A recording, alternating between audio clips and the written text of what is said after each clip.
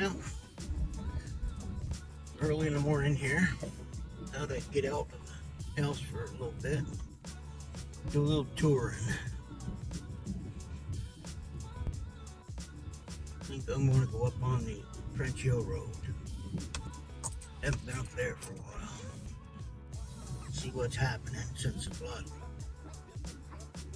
They should have all the culverts and stuff fixed up by now.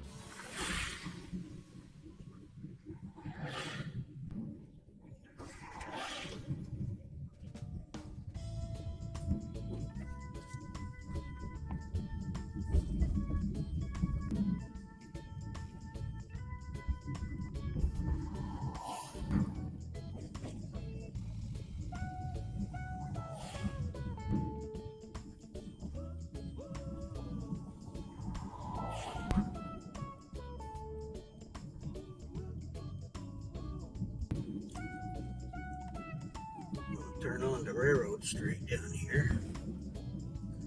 That street was all underwater. Some places right up to the roofs.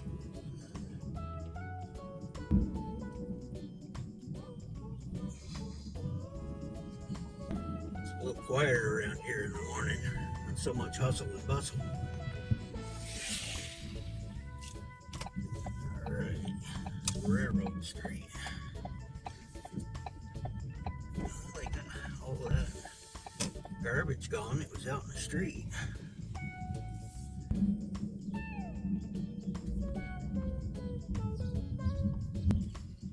The library right there on the right.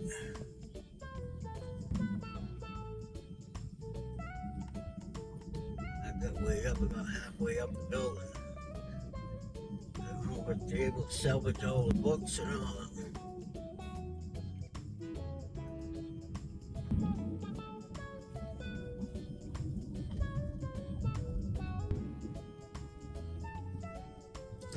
Supposed to be hot and humid today, up in the 80s. But right now it's only about, 64 degrees, so it ain't too bad right now. Yeah, they got their houses pretty well cleaned up. I imagine the interiors do a lot of work.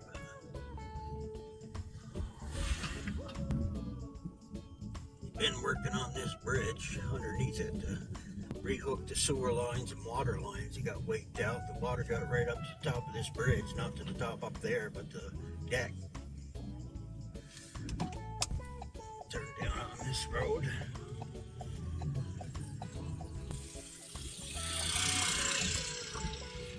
The old partner started a lumber mill.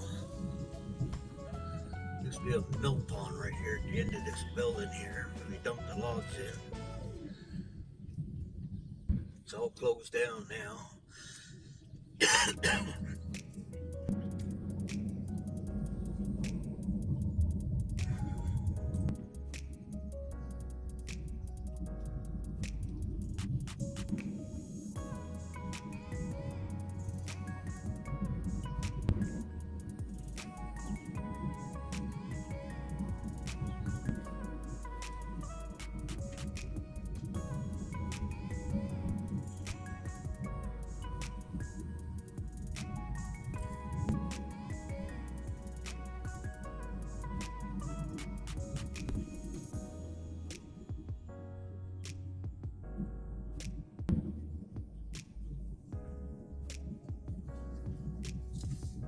River looks pretty tame this morning compared to what it was.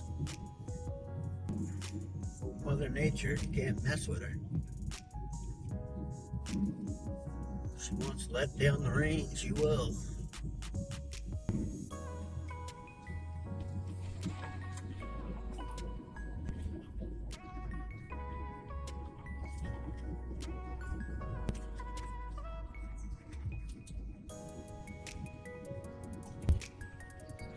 trail rail that goes down that path right there. And a lot of that got wiped out. They're going to have to rebuild the trail.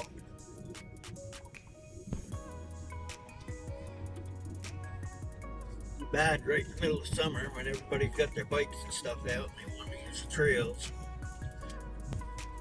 But they'll get it back. They all come together and work together, and they'll get it back in shape again. One thing about Vermonters, when you have a little bit of trouble, they all come to help you. Help your neighbors. Do what you can. Very pretty down through here. I always loved this road. Walked it a good many times over here to the farm. Farm over here's got kind of run down over the years, but it used to be about the prettiest farm around here when I was growing up. Well, they got the area taped off over there.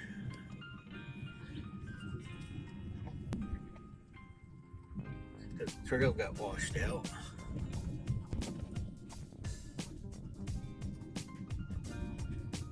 Ooh, I guess it did. Big gullies down in there. Hardly recognize it.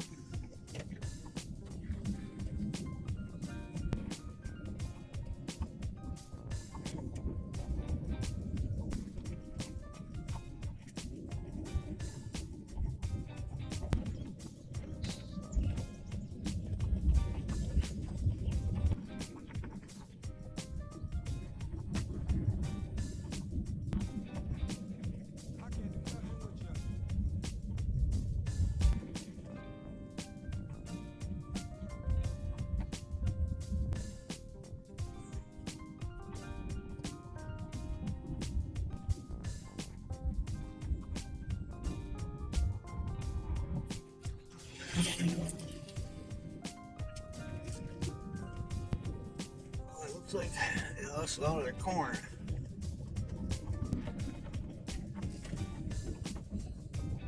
Stop and snap a few pictures of the sun coming up here.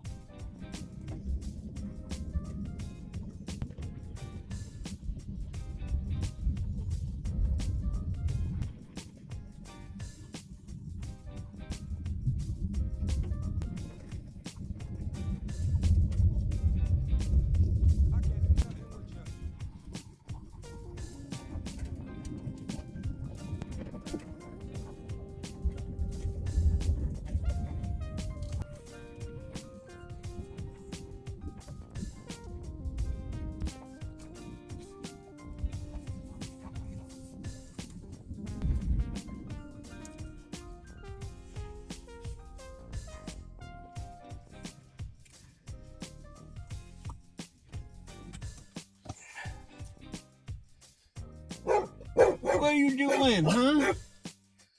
What are you doing? Hey, buddy. Oh, I'm taking pictures like usual. I was looking at your corn there, getting some pictures of it. Well, you ain't never seen corn like that, have you, here? It looks terrible, don't it? It's usually right up over your head. It is if you go up there. That's why I was taking my camera out. I was taking some pictures of it. That's it. That field over by the bridge, so it actually started to stand back up, like, after, because it was laid right flat from the current.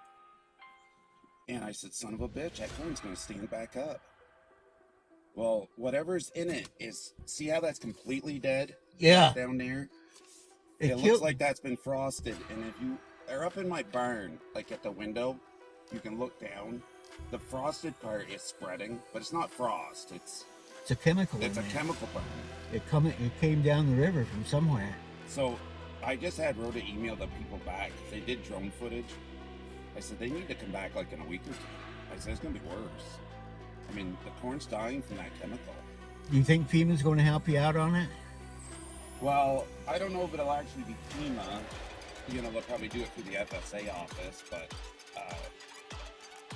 trouble with it is like any time you eat something. Well, you can't really feed cows that stuff after it's soaked in that. I'm going to be plowing. Yeah. I'll probably have 20 of 100 acres every time. That ain't going to help you through the winter, is it? No. I bought 2 bunkers of hay lids last week. Ran pretty quick here. As soon as I get some more tires and cut there and get ready, FEMA's going to start bringing a load of corn. People don't realize how much it hurts people when they have something like that happen. It's 6 figures for me. Oh, yeah. I don't know. You know John Lucia at all? Yeah. So, it's kind of a funny story. We've been friends for a long time. And he called me yesterday and he says, you know, I just can't even believe your farm looking at it with all the damage. He says, maybe this is time that you get done farming and you preach at a church full time and get rid of the farm. And I said, yeah, you think so? He goes, I do. And I said, I don't know. So I told him I thought I had to figure out a way to get through it. Yeah. Well, I don't know if that's going to pay your bills. You know, it's been it's always been a really nice farm over here. It's been, the ground's fertile, and I know I enjoyed working when I was a kid. It's a lot of fun. Well, the toughest thing for me is that for both, I mean, it always was for my father, and I think I kind of picked it up. Like the corn was kind of our pride. You know what I mean? Like, well, yeah, that's what I do. I come over and I take pictures of, like, it's go up in them upper fields up there. I'm just shocked at how nice that corn looks, you know. Mark Young's boy is dating Brian Jones's daughter. Well, not dating. I mean, they live together and they got 2 kids. They're not married, but we call it married. And I guess Brian Jones said to him one day that he'd come down here to get cheered up. Things were hard for him. How bad it looked for him. And Mark said, apparently didn't look at the corn then, because he ain't got a stitch of corn that looks like Paul's. Right?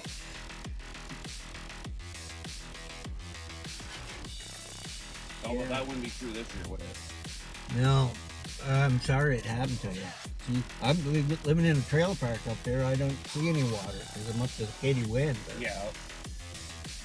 You know, I was talking with Dean West, and he was telling me about driving a pickup through there when he was like maybe 10 years old, up at Katy Wind. Yep. And they were cutting the corn by hand and putting it in the pickup. Yep. And he said he still remembers it was hard to stop the pickup. Yeah, that was a farm. The whole thing was a farm up there. I can remember when they stopped milking cows there. Yeah. Norm Carrier worked there for a while. Really? Yeah. Yeah. Of course, George Damaris was related to him somehow. That actually must have been a nice spot for a farm. I mean... Yeah, those hilltop farms, they're hard to work. You know, like my uncle's farm, where my grandmother was born, up there, the Emerys. Yeah. Up on the Plot Road. Yeah. That's the stoniest place you ever see, but it's a beautiful little farm for, like, back then.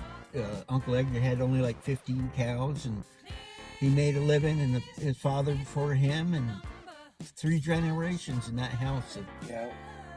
Our family was there. And it's still in the family. Rick Emery now has it. He has it fixed up really nice. I don't know if you've been up through there, but it's beautiful. Well, I mean, I don't know. Like, really, in a lot of ways, the last 10, 15 years, we've just been surviving. That's it. That was with me with the store. I was just paying the debt, and I was making absolutely no money. You know, people are like, well, why don't you fix things up around here? Look. Yeah, it's because I can't. Yeah. You know, we make 1,000 gallons of milk every day. Yeah, and it seems like the harder you work, the less you have. I know. And, I mean, like, our field manager, he goes, yeah, your farm don't look like much, but boy, don't your cows look good, they milk like hell. Cows always did well over here. Yeah, they do. You know, when I was milking here, I was just surprised at how much they were producing. I'm telling you, there's some milk in that corn out in that field. You know, it's just it tests high. It just it's good land, you know, and it shows in your cattle. I didn't like milking in this one though. Yeah. It was harder to milk. I like milking in the parlor, but I didn't care about just sitting there on that stool. Tie stall is a lot of work. Yeah, hard on your back. I mean, so there's 140 cows in that barn, and I can clean that with a skid steer and rubber tire scraper in about 15 minutes. You know, night and morning. Are you basically by yourself now? There's a lady that feeds calves, and like she moves the cows, and she moves the cows up there. She checks on dry cows, like she does a lot of cow work. Yeah. I do the feeding and the cleaning and the hook work. And, I don't know, whatever little mechanic work you call it that I do. I fixed the tire yesterday. Put it back. I got it back on with some ether. Tractor tire? That was a skid steer. Yeah. But I've done tractor tires. I'm actually really good at them. To watch it, they don't blow up on you. I know. How are you? Everybody runs and jumps. Good. Everybody runs for the hills when I like to touch those things off. But you know, I've done it with ether so many times. We had one there we couldn't get, so I went and got a tube up to Vianor, and I put it in the skid steer tire, and I blew that sucker up, and I got 60 pounds, and I stepped back. All of a sudden, that freaking tire, that tube blew, and that freaking tire went up in the air like 6 feet. I couldn't believe it. Can get scary, can it? Yeah. Well, what was kind of, I don't know, I got a thick head. I didn't jump at all. Really? The guy that was working with me, he was out in the road. And he goes, "What's wrong with you?" He goes, "You don't even move any when this stuff happens." Well, I'm going to go up and look at your other corn. Well, nice visiting with you. Yeah, well, you know me. I'll be back through again. Yeah. I usually like to stop and take a picture of your goat when you got it standing out there by itself. You still got it? Oh, yeah. Yeah. It was funny there. I actually kind of liked her there, the one that had all the trouble with the sheriff's department. Here, let me get you guys' picture.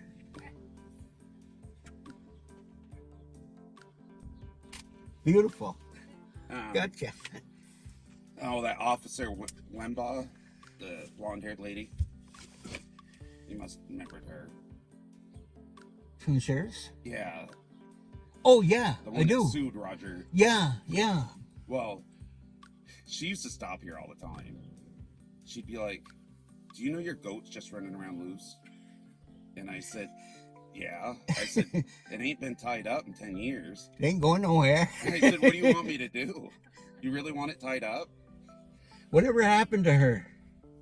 I don't know. I haven't seen her, No. and I never really heard much in the paper either. Like, whatever happened with that thing? Did it just go away? Maybe they settled it. Oh, that could be. Yeah. But one day, the sheriff's department called me because there was a calf, I guess, running by the road, which that's kind of normal too. Rhoda went up, but then she stayed in there and pet all the calves, and like, you know, she goes, "I just love this for her."